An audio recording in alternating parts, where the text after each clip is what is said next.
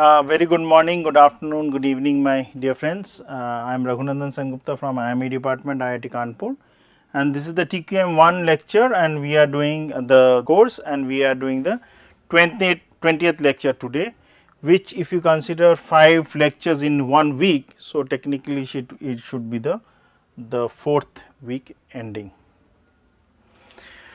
So, as I was discussing, all the statistical quality control charts and all these things can be very nicely done in R, and as you know, R is a free software. You can download, you can have the R Studios.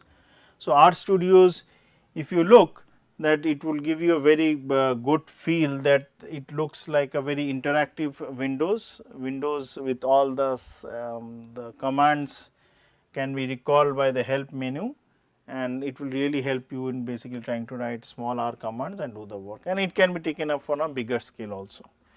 So, to open the R saved files, wherever you save, you basically go to the file in whichever directory, it is in C or whether you are saving in a desktop, but best is that you save under C, such that all the programs for that laptop or the computer are all saved there. So, in case you want to retrieve, delete, whatever for the work which you are doing, that should basically be saved in a separate partition, which is D, E, whatever it is.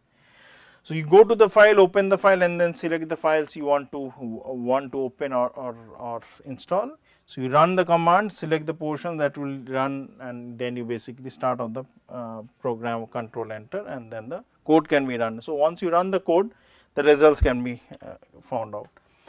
So, in this course we will deal with numeric data only, that is TQM, and attributes, even if they are there, they can be converted into numerical framework. We are not going to in details of the data type, like whether they are stacked, whether they are randomized, all these things, informations we are not going to discuss. We will presuppose the information which is there has already that set of information already there, but simply explaining parts relevant to the course would be basically, if you assign with the command, let me highlight it, would be better if I, so if you use the command this one. So, this command basically assigns a value of x to the variable 1 or whatever you want to. If you basically create a column vector or the row vector, the command is this, and this command creates a numeric vectors of 5 elements. Whether you want to have in a transpose, whether you want to have a row, that will depend on what type of matrix multiplication which is there. So, obviously, if I try to write it in red color, so say for example, there are 2 matrices A and B. So, obviously, the size of this matrix should be such that matrix multiplication should be easier. So, if you are saving M A, it should be of size M cross N, and B should be size of N cross P, such that the overall multiplication gives you a matrix which is whatever it is, has a size of N cross C. If you are multiplying a vector with another vector, and if it is a dot product or a cross product, obviously the multiplication should be done accordingly. So, if it is a dot product, obviously it will give you a scalar quantity. So, in this set, the vectors, all the elements in the first one will be along the rows as I am pointing, and all the elements for the second vectors would be along the columns. So, once you multiply element 1 with element 1, element 2 with element 2, and also on so on and so forth, you will get one element which basically would be the scalar. So, in this command, where you have a column, this command creates a numeric vector of 5 elements, which are 3, 4, 5, 6. Each individual elements can be recalled or accessed by the location in the vector. So, if you consider the number 3, so basically it is 1 cross 1. So, that means there are only 5, the actual vector, if it is this like a row 1, it basically has 5 number of columns and 1 number of rows. So, if I am basically mentioning the rows and the columns depending, so obviously it will be 1 cross 1 for number 3, it will be 1 cross 2 number 4 for number 4, and so on and so forth. So, this command creates a numeric vector of 5 elements, each element can be accessed by giving its location within its vector. So, for example, we can access 3 by giving the number x1, 1 means the first element, 2 can be given by 4 can be given by 2, 5 can be given by 5 and so on and so forth. So, if it is basically a matrix, obviously the cell position depending on the row and the column would be specified accordingly.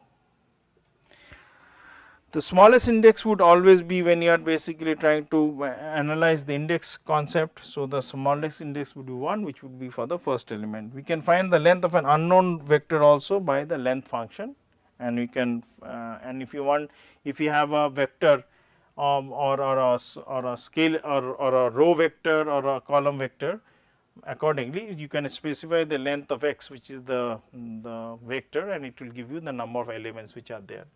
So, in generally, if somebody is aware of MATLAB, so that is basically given by the size. So, if I specify the size of the vector, then I am able to get what is the number of rows and what is the number of columns. So, there are inbuilt functions. So, R provides several inbuilt functions. These inbuilt functions perform a predefined task, and they can be recalled from the library. They are here to make our life easy, and basically we can use those inbuilt functions or library functions to do our calculations accordingly. So, general syntax can be basically you have to define a function with its corresponding parameters. Parameters can technically that I want to basically find out the humidity and the temperature. So, I basically specify the parameter. So, the parameter can be discrete, parameter can be continuous, parameter can basically be discrete between, say for example 0 and 10. So, I have to basically specify that accordingly. If it is a continuous one also, I have to basically do the needful in order to specify the same. For example, the length of an object is a function which takes an object as a parameter and displays the number of elements within that object. So, in that case, when you have a vector, you are trying to define it as an object which will give you the length, means number of elements which are there. All R functions are placed inside what are called the packages. So, if you consider the R as a software, so all the packages for different type of library functions would be combined under so called subdirectories. So, the word subdirectories is not true, but basically they are clustered around different domain areas. So, you can access them accordingly. During this course, as and when we use a function, we will explain its uses accordingly. So, other packages are for the R's would be consider packages as boxes, as I meant subdirectories where functions are kept. To use a function, you need to open that box or a package or subdirectory and recall the functions accordingly. Most packages are already present in R and they are being developed, because R is an open software, they are being developed accordingly. So, that is how we create access the length as the vector. However, some packages has to be installed and those inbuilt functions has to be recalled. So, if some packages are not there, you have to basically load them from the net, download them, install them in your actual R software which is already existing, and then run them accordingly.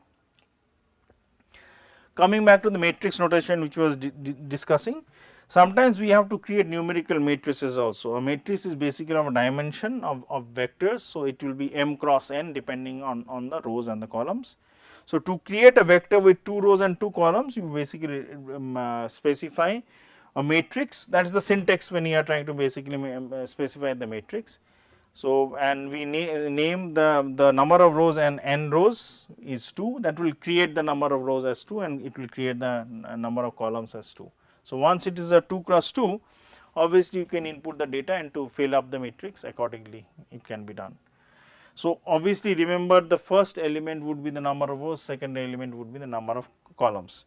So, you can either specify the data during creation of the matrix depending on how we want that. It can be that a matrix which has got empty spaces and we fill up the cells with the numbers accordingly, or it can be predefined and we fill up the cells with numbers predefined. For inserting data, you basically while creating we use the matrix and the data are 1, 2, 3, 4. So, it means that they would be inserted, and if you have already specified the number of rows and number of columns as 2 and 2 and you mention the numbers 1, 2, 3, 4. So, they would be inserted column wise. So, the numbers would be filled not row wise, but column wise, as that the number sequences whatever you mention in that set C would basically be, the numbers technically would be picked up from set C and put into the matrix column wise, and then it would be done accordingly. Matrix functions give the flexibility of creating a matrix now and adding the part of the matrix later on or part of the rows later on, such that the matrix can be expanded or contracted. That means size can be made larger. So, if it is m cross n, you can make it, say for example, m plus 3 into n plus 13. So, the extra 3 number of rows and extra 13 number of columns can be added accordingly to make the calculations as per the information which is given. So, you want to access the element which is in the first row and the second column. As I mentioned, you have to basically mention the cell. So, if I have a matrix, so what I am trying to denote is this A11 is the first row, first column. If I am mentioning Aij, it is basically means the ith row and the jth column. So, whatever I mentioned here by my writing would immediately make sense for the 4 bullet points which are mentioned. So, x 1 comma 2 gives you the element in the first row and the second column, x some colon. So, here in MATLAB generally we will be using x colon comma 2. So, this means it will take access all the elements which are in the second column. So, say for example, my matrices are 1, 2, 3, 4, 5, 6, 7, 8, 9. So, if I mention x for the MATLAB code, and I am going to come to the R code within few seconds. So, this would mean that it will access, let me highlight it, would be easier for us to consider. It will access all the elements which are in second column. So, which are, as you can see, are the values 2, 5 and 8. If somebody says in place of 2, it is the number say for example 3 here. So, in that case the values would be, so if it is x colon comma 3, so the numbers would be 3, 6 and 9. Now, if I go into, so obviously the information which is given here, this one would immediately make sense if you go here, which means x blank comma 2 would access all the elements in the second column. If I make the information x j comma blank, it will access all the elements in the jth row. So, if I make information in this set, so let me erase this.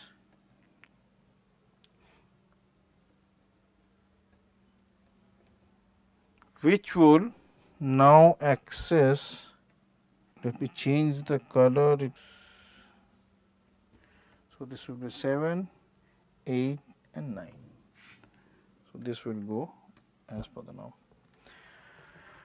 Now, x 1 comma 2 will access all rows of the second column except the first one. So, when I am mentioning minus 1, it will eliminate that. If I mention minus 1 to minus 2, it will eliminate the first one and the second one rows and access all the elements which are in the second column, starting the third, fourth, fifth, sixth row, whatever it is. And it can be made accordingly for the accessing limited number of columns while we are accessing all the rows at one go. So, when you are talking about the data frame, say we want to create a vector of the form of like A, B, C or P, Q, R or X, Y, Z. So, one column is numeric while the other one is character. So, that is possible. So, in such cases, instead of the matrix, we use the data frameworks. So, the first set or sets of rows or first few sets or of the columns. So, the columns and rows can be at any place. That means those which are numeric. So, it can be second, third, fourth, or it can be, say for example, fifth, seventh, ninth for the rows of the columns. It can be made accordingly, and we can make the matrix as a data frame and basically input the data, which is a combination of numeric and alphabet as may be required for the study. So, if you remember in the house of qualities, we have been mentioning that rather than giving some points, we may assign some numeric along with alphanumeric values depending on what is the overall feedback which you are getting between the combinations. So, we can basically use those data frames in order to access the data and input the data. So, creating a data frame and accessing columns would be, say we want to store month name. So, January, February, March, April month name and the number of pens being produced for this the months accordingly. So, to create the month data frame, we defined in C as January, February, March. So, these are the 3 months, and for the numbers corresponding January, February, March, the total number of production would be mentioned as 10, 20, 25, whatever it is. If it is more than one product, like pen of red ink, pen of blue ink, pen of say green ink, the blue ink, and accordingly. So, you can basically have for January first column, then for the corresponding values of February and March and April and so on and so forth can be input in say for example, the second column, the third column and fourth column. So, what you will actually have is this. So, you will have a matrix on the data frame. So, the months are written here and the values of pen of P1 which is red pen, values of P2 which is blue pen accordingly will be put up in the second column, third column and the fourth column. So, this whole thing is the data frame which we will utilize accordingly for our calculation. To check whether the data has been stored, you can basically view the data, and that the concept, if you remember that this whether it is a small letter word or a capital letter word would make sense because they are case sensitive. So, the word view in MATLAB is just for the information, and you can check up those in the corresponding library functions also. View is basically with capital V, and you can access the data and have a look at the matrix of the data frame. To access the month wise column, you will basically input the data at a fixed month. So, if you remember in Excel you use the dollar sign to fix that cell or fix that column, you will use that accordingly to access the data from R. So, basic few basic mathematical operations and sequences are, so if you let x be given a value of 4 and y being value of 3, so when you find out the sum, so it will be given by 7, if you find the difference it is given by 1, multiplication is the star 1 which will be given by 12. If you want to find out the ratios of x to y, y to x, you will get the values accordingly. Say we want to generate numbers from 1 to 5, so you can write them as the column as 1 to 5, and the shortcut would be depending what is the range or the domain space. So, 1:5 or 1:10 would generate the numbers depending on how many such numbers you want. So, we can also use the sequence function. Sequence function would give you that what is the start number, what is the end number, and what are the step functions. So, that they are very helpful in trying to generate the numbers for the discrete distributions and so on and so forth, even for histogram preparation and accordingly. In MATLAB, in R, in all functions, you have different type of loops, if and when loops, do while loops, so on and so forth. So, they do the calculation time and again.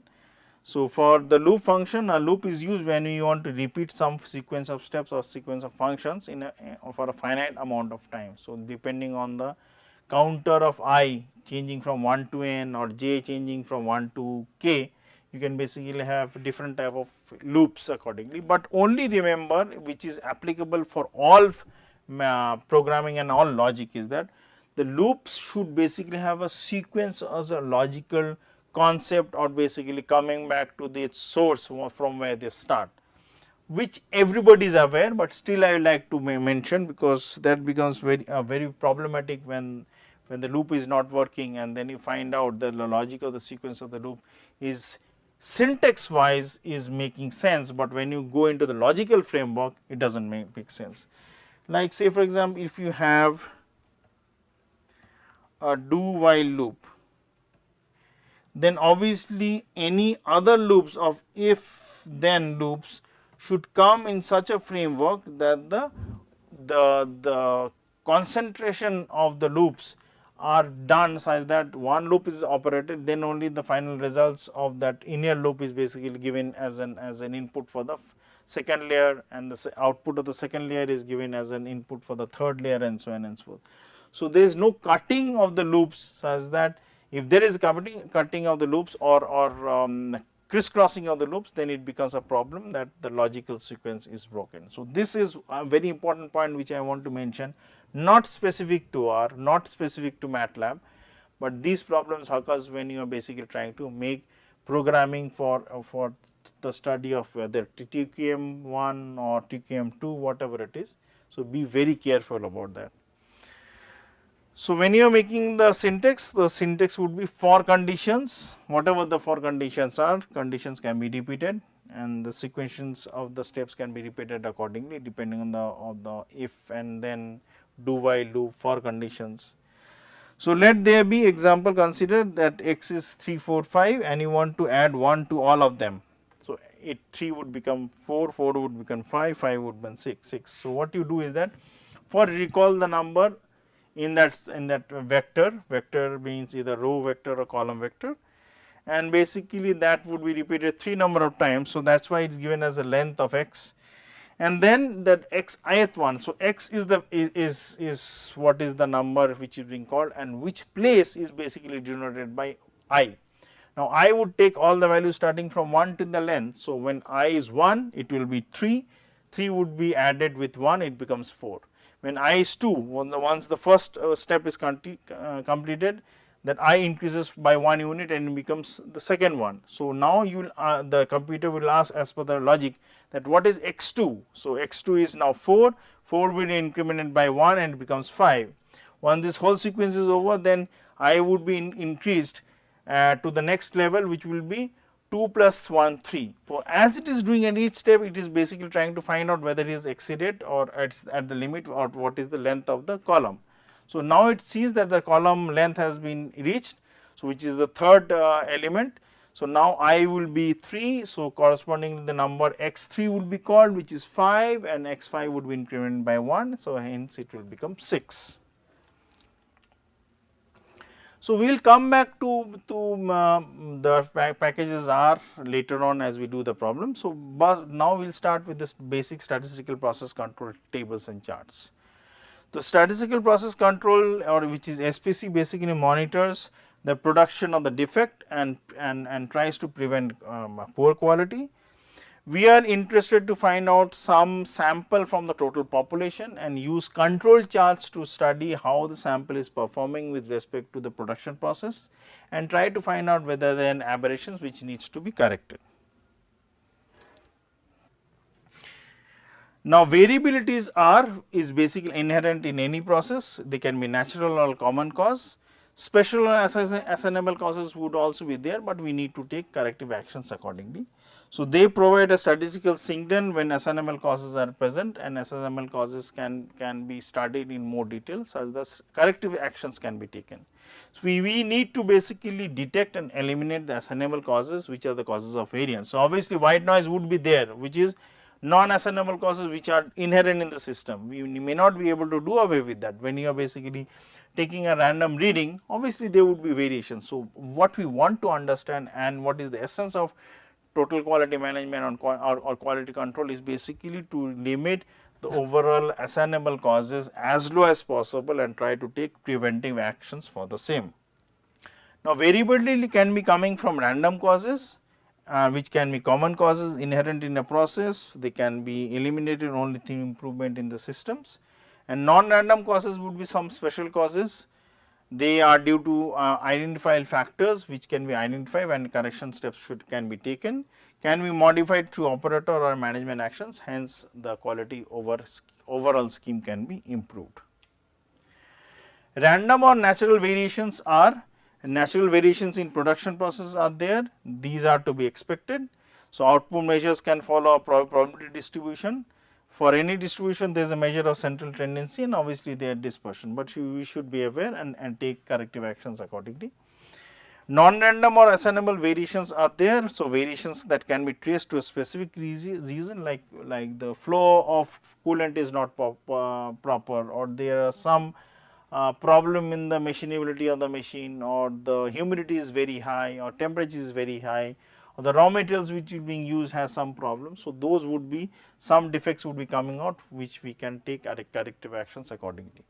Variations that can be traced to a specific reasons, like as I mentioned, machine wear, misadjustment equipment, fatigue or untrained workers, and all these things.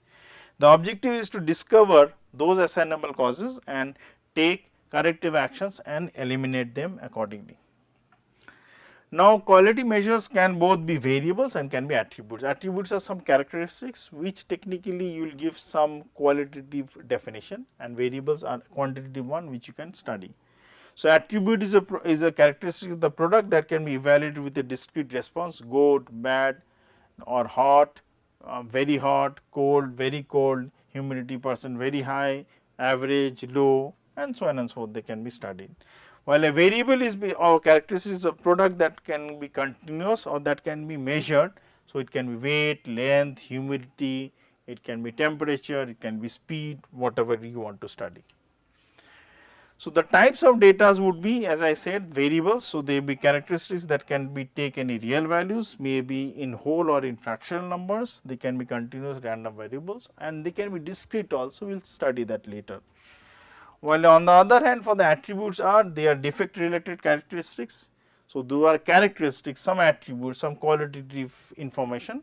They are able to classify products as either good or bad, or count the numbers. They can be like, I am trying to find out color of some scheme, or and if the color scheme matches, but obviously we will say they are in category 1. If the color scheme does not match, we say in category 2. So, those color schemes where you are not able to give some assignable variables or numbers to that, they are categorical or discrete random variables, and they can be studied accordingly. So, for charts for variables for variable lengths we can have continuous dimensions. They can be weight, can be speed, can be length, can be strength. They can be say for example, I want to understand what is the fluidity, what is the Young's modulus, when we are basically trying to do some mechanical test. So, those can be studied. Technically, we have two type of charts. One is the X-bar charts, which are to control the central tendency of the overall process. So, how variability is high, how variability is low, and there would be R charts which are to control the dispersion of the overall process. Dispersion I am talking from the point of view of variability or variance, but we will try to basically find out what is the range. R word basically means the range based on which you can do this study. So, if I need to understand how the charts look like, we need to, for controlling the mean and the variability, some of the charts can be, say for example, in the one which I am circling, you basically have some mean value, there is some upper control limit, lower control limit which I am now marking, and there would be a mean and standard deviations would be measured at a nominal value and study accordingly. For the other two charts which are given, we are trying to basically find out the change in the mean process, where the mean process is shifting, that is mu naught is shifting. Another would be how fat or how thin the charts would be. So, these charts or tables or graphs are all normal distribution. I will come to that normal distribution later on, how they would give you the information based on which we can use the R and the X bar charts for the variability study in the process control. With this, I will end this lecture and continue with the concept of studying the process control charts in the later classes. Thank you and have a very nice day.